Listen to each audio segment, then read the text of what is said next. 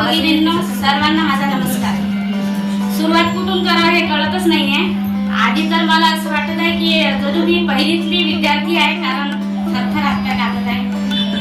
पण पहिली, दुसरी, तिसरी असं करता करता सातत्य असल्यामुळे पहिली, दुसरी, तिसरी, चौथी, पाचवी अशी विद्यार्थी म्हणून जे दहावीत जो त्या विद्यार्थ्याचा रिस्पॉन्स असतो, म्हणजे जो त्याला आत्मविश्वास येतो, तसा विश्वास मला येईल अशी मला खात्री आहे. मी पडू शकतो. मुलांना चांगली माहिती त्याच्यापासून मिळते. मुलांना आपण प्रश्न करतो, त्याचं उत्तर कसं द्या. जर आपण तोंडी तर ते लिहिलंही शिकू शकतात. मी याच वर्षी या गटामध्ये जॉईन झाली आणि मला असं वाटतं या गटामध्ये आपल्या जे लेकराचे जे शैक्षणिक फायदे आहेत ते भरपूर होतात. जसे सर त्यांना शाळेत जे शिकवतात ते आपण घरी पण त्यांचं घेऊ शकतो. सर ॲक्टिव्हिटीज त्यांच्या, आता आपण त्याच्यासोबत ॲक्टिव्हिटीज केल्या म्हणजे आपलंही बालपण त्याच्यासोबत आपल्याला असं वाटतं आपण पण बालपण जगून राहतो आपल्या मुलांसोबत.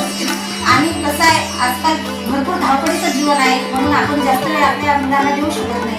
पण या म्हणजे जो हा माता पालक गट आहे याच्यामुळे आपण आपल्या मुलांसोबत जास्तच वेळ देऊ शकतो.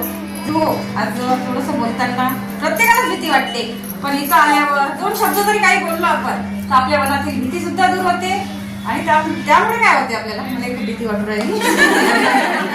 बाग किती छान छान छान छान, आमचा बाग किती छान. मायेचा सागर दिला तिने जीवाला आधार.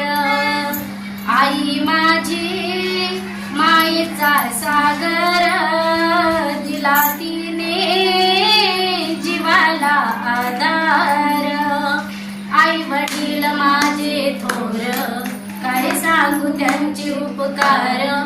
आई वडील माझे थोर काय सांगू त्यांचे उपकार. जीवनाच्या वाटेवरती किती असतो त्यांचा आधार. आई माझी मायेचा सागर